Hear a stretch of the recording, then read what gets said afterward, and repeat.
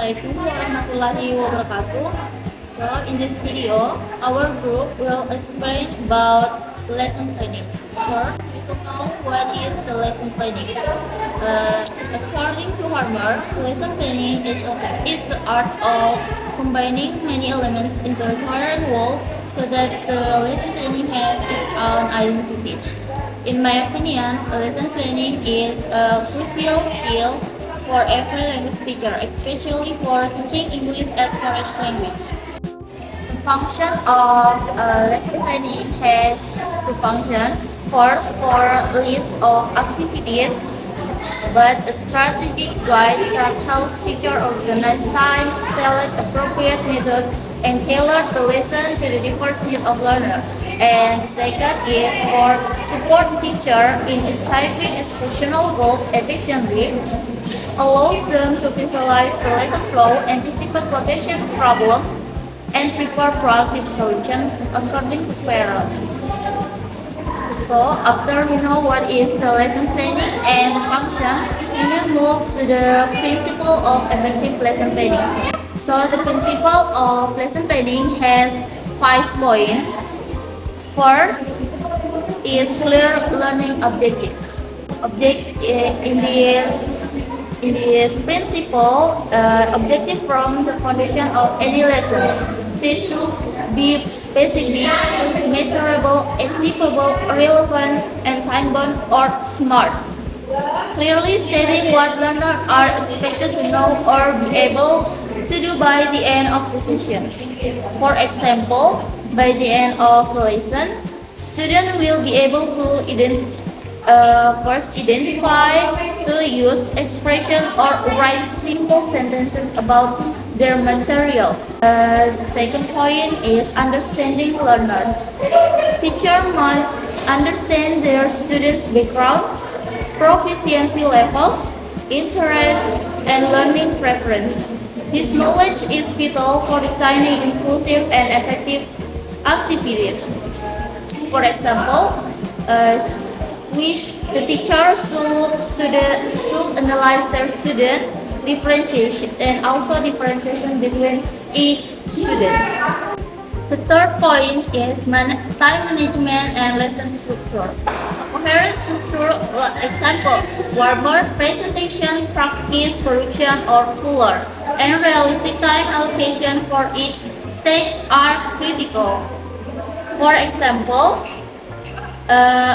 visual time management like first opening 10 minutes, main section 16 minutes, presentation 15 minutes, guided practice 20 minutes, pre-practice 25 minutes, and closing 10 minutes. For the fourth point is variety of activities and checking understanding. A mix of activity type, example individuals, pair, group work, receptive and productive tasks, maintains student engagement and motivation. Crucially, teacher must consistently check for understanding through concept question, mini whiteboards, or short exercise to ensure students are following the lesson. Example, like the visual activities are visual, auditory, or kinesthetic. And the last is reflection and improvement. Post-lesson reflection allows teachers to evaluate the effectiveness of their plan, identify what worked and what didn't, and make necessary improvements for future lessons, fostering continuous professional development. For example, teacher reflection.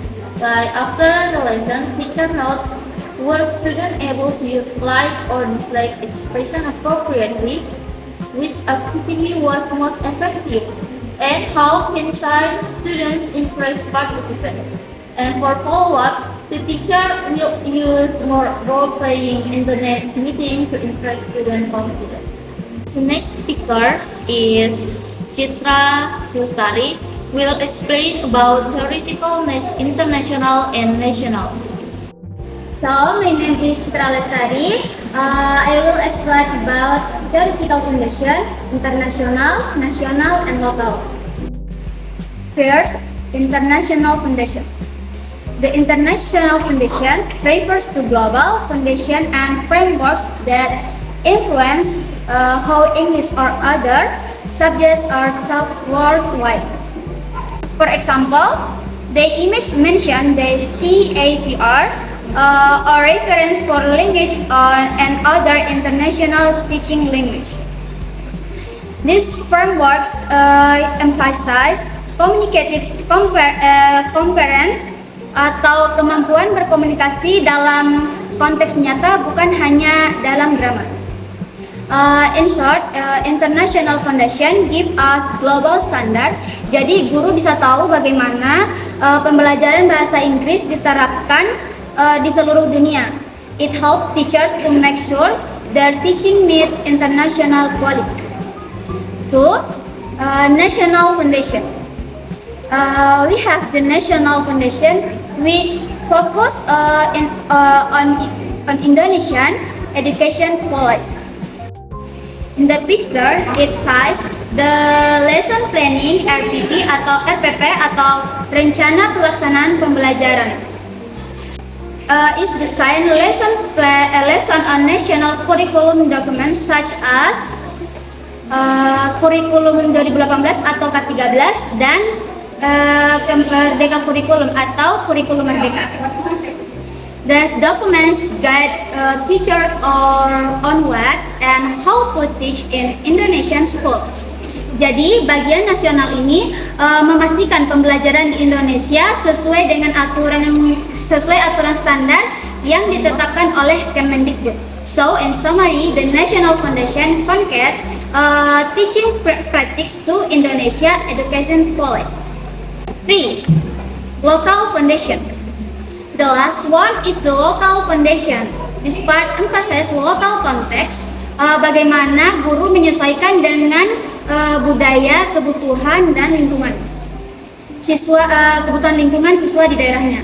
For example, in teaching English in Muna or Sulawesi, teachers can include local culture, traditional stories, or local wisdom atau kearifan lokal in their materials that makes learning more meaningful and relevant for students. So the local foundation focus on context learning, connecting theory to student real life experience and environment.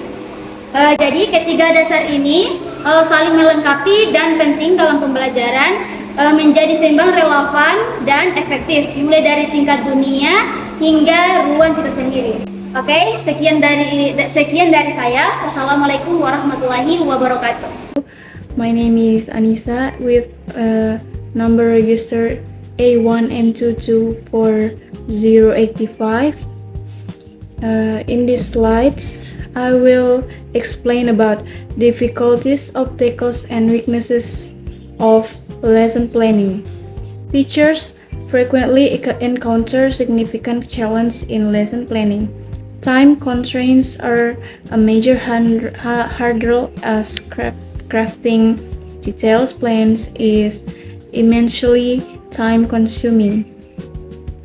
Other obstacles include limited access to teaching facilities and media, as well as the vast diversity of student abilities within a single classroom, making it difficult to cater to all needs simultaneously in many cases.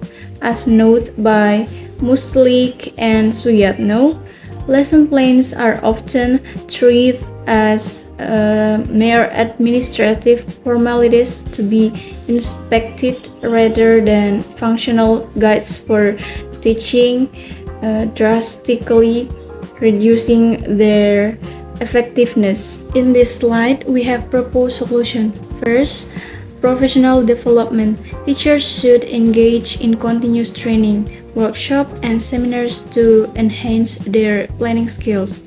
Tujuannya untuk memperbarui dan meningkatkan kemampuan guru agar mampu merencanakan pelajaran yang lebih baik dengan sesuai dengan perkembangan kurikulum terkini. Second, leveraging technology.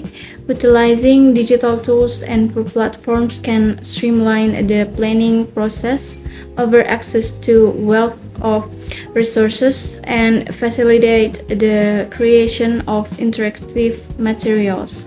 Ini bertujuan untuk mengatasi kendala waktu dan keterbatasan sumber daya dengan menggunakan alat digital untuk perencanaan yang lebih efisien dan materi yang lebih kaya. Third is collaborative practice, implementing lesson study where teachers collaboratively plan, observe, and refine lessons provides a powerful medium for sharing strategies and experience. Tujuannya ini untuk menjadi medium yang kuat dan powerful untuk berbagi strategi dan pengalaman mengajar antar guru yang pada akhirnya akan meningkatkan kualitas rencana pelajaran secara kolektif. Mungkin itu saja dari saya. Untuk slide selanjutnya akan dibahas oleh teman saya.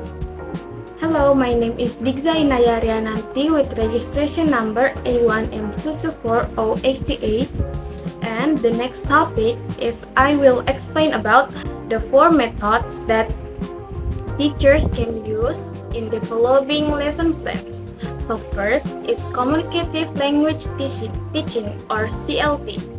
This first method is communicative language teaching or CLT. Emphasize authentic communication and functional language use. That means that students learn language through real life communication activities such as conversation, role-playing, or discussion.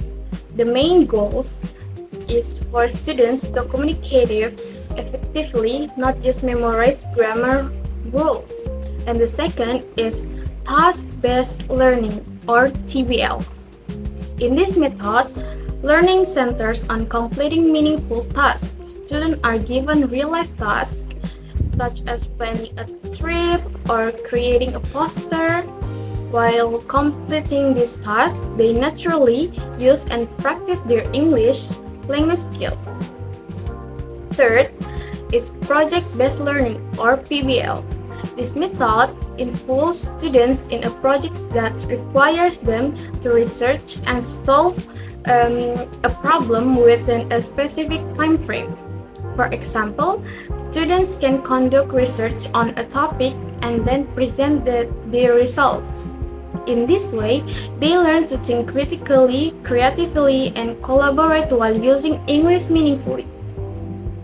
And fourth is content-based instruction or CBI.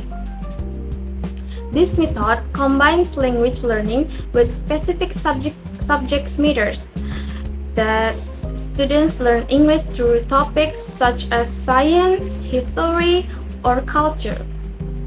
This makes language learning more naturally and relevant to real life. So, the choice of method must be tailored to the learning objective context and needs of the student as explained by Richard and Rogers and Harmers. A good lesson plan must have objectives, appropriate methods, and engaging activities for effective learning. So this is an example for lesson plan for junior high school.